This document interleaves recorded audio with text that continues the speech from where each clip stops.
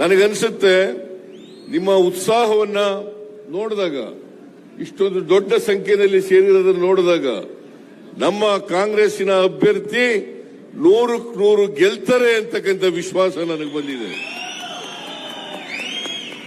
100ಕ್ಕೆ 100 ವಿಶ್ವಾಸ ನನಗೆ ಬಂದಿದೆ.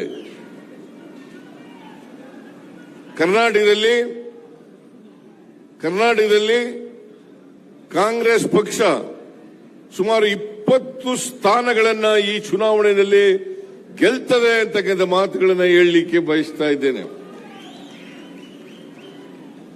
ಬಿಜೆಪಿಯವರು ಮತ್ತು ಜೆಡಿಎಸ್ನವರು ಒಂದು ಅಪವಿತ್ರವಾದಂತ ಮೈತ್ರಿಯನ್ನ ಮಾಡ್ಕೊಂಡಿದ್ದಾರೆ. ಯಾಕಂತಂದ್ರೆ ದೇವೇಗೌಡರು, ಕುಮಾರಸ್ವಾಮಿ ಮೊನ್ನೆವರೆಗೂ ಕೂಡ ಭಾರತೀಯ ಜನತಾ ಪಕ್ಷ ಒಂದು ಕಮ್ಯುನಲ್ ಪಾರ್ಟಿ, ದ್ವೇಷದ ರಾಜಕಾರಣ ಮಾಡ್ತಾರೆ ಅಂತೆಲ್ಲ ಹೇಳ್ತಾ ಇದ್ರು. 2019 ನಿಮ್ಗೆಲ್ಲ ಜ್ಞಾಪಕ ಇರಬೇಕು. ಮಾನ್ಯ ದೇವೇಗೌಡರು ಹೇಳಿದ್ರು, ನಾನು ಮುಂದಿನ ಜನ್ಮದಲ್ಲಿ ಹುಟ್ಟದಾದ್ರೆ ಮುಸ್ಲಿಂ ಆಗಿ ಹುಟ್ಟುತ್ತೀನಿ.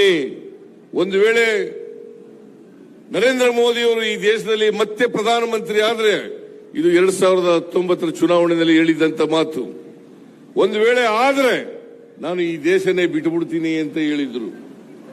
ಈ ದೇಶನೇ ಬಿಟ್ಟುಬಿಡ್ತೀನಿ ಅಂತ ಹೇಳಿದ್ರು. ಈಗ ನರೇಂದ್ರ ಮೋದಿ ಅವರ ಜೊತೆಯಲ್ಲಿ ಸೇರ್ಕೊಂಡು ಬಾಯ್ ಬಾಯ್ ಅಂತಕ್ಕಂಥ ಮಾತುಗಳನ್ನು ಹೇಳಲಿಕ್ಕೆ ಬಯಸಿದ್ದಾರೆ. ಜೊತೆಗೆ ದೇವೇಗೌಡರು ಕಾಂಗ್ರೆಸ್ ಅನ್ನ ನರೇಂದ್ರ ಮೋದಿ ಅವರನ್ನ ಬಹಳಷ್ಟು ಹೊಗಳಲಿಕ್ಕೆ ಪ್ರಾರಂಭ ಮಾಡಿದ್ದಾರೆ. ಆಮೇಲೆ ಇನ್ನೊಂದು ಮಾತು ಹೇಳ್ತಾರೆ ಅವರು, ಏನಪ್ಪಾ ಅಂತಂದ್ರೆ, ಈ ಚುನಾವಣೆ ಆದ್ಮೇಲೆ ಕಾಂಗ್ರೆಸ್ ಸರ್ಕಾರ ಪತನ ಆಗ್ತದೆ ಅಂತಕ್ಕಂಥ ಮಾತುಗಳು ಹೇಳಿದ್ದಾರೆ. ನಾನು ಕೇಳ್ತೀನಿ, ದೇವೇಗೌಡ್ರೆ, ನೀವು ಭ್ರಮೆನಲ್ಲಿದ್ದೀರಿ. ಕಾಂಗ್ರೆಸ್ ಸರ್ಕಾರ 5 ವರ್ಷಗಳ ಪೂರ್ಣಾವಧಿಯನ್ನು ಮುಗಿಸ್ತದೆ, ಮತ್ತೆ ನಾವು ಕೊಟ್ಟಿರ್ತಕ್ಕಂಥ ಗ್ಯಾರಂಟಿಗಳನ್ನ ಈಡೇರಿಸ್ತೇವೆ ಅಂತಕ್ಕಂಥ ಮಾತುಗಳನ್ನ ಹೇಳಲಿಕ್ಕೆ ಬಯಸ್ತಾ ಇದ್ದೇನೆ. ಯಾಕಂತಂದ್ರೆ ಅವರಿಗೆ ಸಹಿಸ್ಕೊಳ್ಳಕ್ಕಾಗ್ತಾ ಇಲ್ಲ.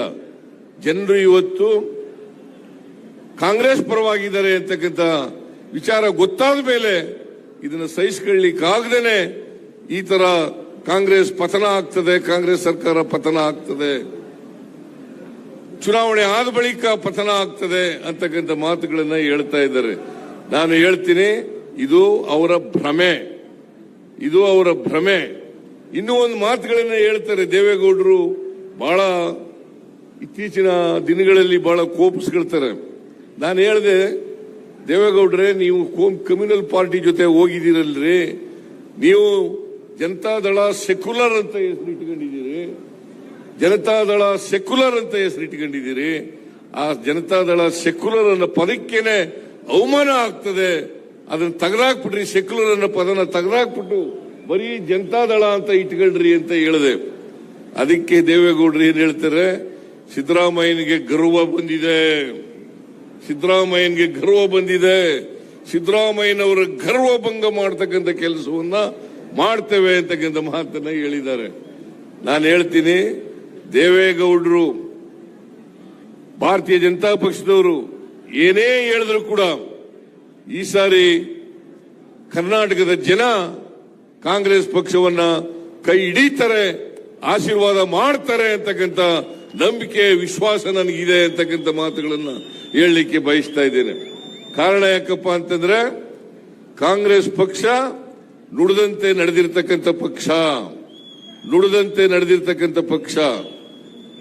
ಯಾವತ್ತೂ ಕೂಡ ಕೊಟ್ಟ ಭರವಸೆಗಳನ್ನ ಸಂಪೂರ್ಣವಾಗಿ ಈಡೇರಿಸತಕ್ಕಂಥ ಪ್ರಾಮಾಣಿಕ ಪ್ರಯತ್ನವನ್ನು ಮಾಡಿರ್ತಕ್ಕಂಥದ್ದು ಕಾಂಗ್ರೆಸ್ ಸರ್ಕಾರ. ನಾನು ಹಿಂದೆ ಮುಖ್ಯಮಂತ್ರಿ ಆಗಿರುವಾಗ 2013ರಿಂದ 2018ರವರೆಗೆ ಮುಖ್ಯಮಂತ್ರಿ ಆಗಿರುವಾಗ ಪಕ್ಷದ ವತಿಯಿಂದ 165 ಭರವಸೆಗಳನ್ನು ಕೊಟ್ಟಿದ್ದು. ಆ 165 ಭರವಸೆಗಳಲ್ಲಿ 158 ಭರವಸೆಗಳನ್ನು ಈಡೇರಿಸಿತು. ಇದೇ ಬಿಜೆಪಿಯವರು 2018ರಲ್ಲಿ 600 ಭರವಸೆಗಳನ್ನು ಕೊಟ್ಟಿದ್ರು.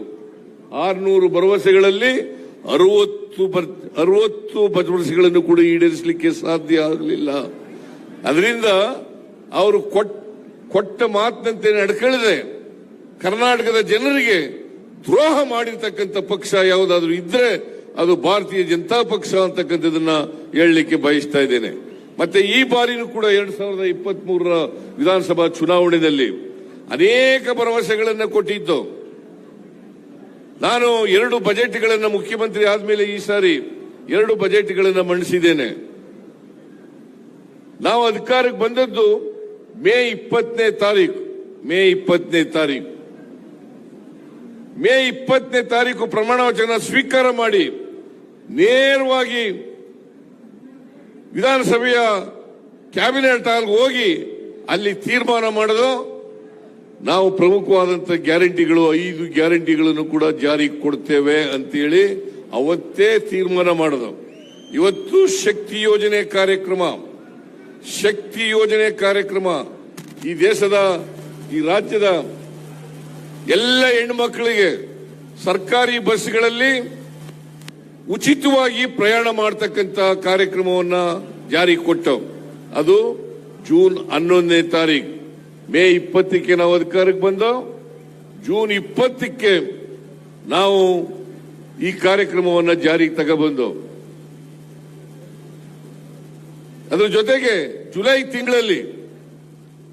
ತಿಂಗಳಲ್ಲಿ ಅನ್ನಭಾಗ್ಯ ಕಾರ್ಯಕ್ರಮವನ್ನ ಜಾರಿಗೆ ಕೊಟ್ಟವು.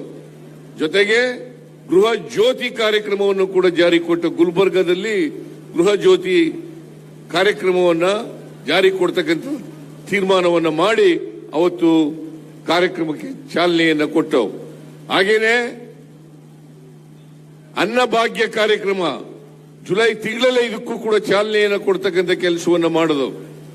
ನಾನು ಮುಖ್ಯಮಂತ್ರಿ ಆಗಿರುವಾಗ ಹಿಂದೆ ಪ್ರತಿ ಕುಟುಂಬಕ್ಕೆ ಕನಿಷ್ಠ 25 ಕೆಜಿ ಅಕ್ಕಿಯನ್ನು ಕೊಡಬೇಕು ಅಂತ ಹೇಳಿ ತೀರ್ಮಾನ ಮಾಡಿದೆ. ಜಿ ಕನ್ನಡ ನ್ಯೂಸ್ ಈಗ ನಿಮ್ಮ ಮನೆಯಲ್ಲೇ ನೋಡಿ. ಎಲ್ಲ ಕೇಬಲ್ಗಳಲ್ಲಿ ಈಗ ಲಭ್ಯ. Sun Direct 292, Jio TV 1334, U digital 162, city cable 51, GTPL 17, Abhishek cables 821, rock line telecommunication 51, Shri Basaveshwara number 60, Vinayaka digital number 53, in digital number 896ರಲ್ಲಿ. ನಿಮ್ಮಿಸ್ತದ ಜಿ ಕನ್ನಡ ನ್ಯೂಸ್ ನೋಡಿ ಆನಂದಿಸಿ.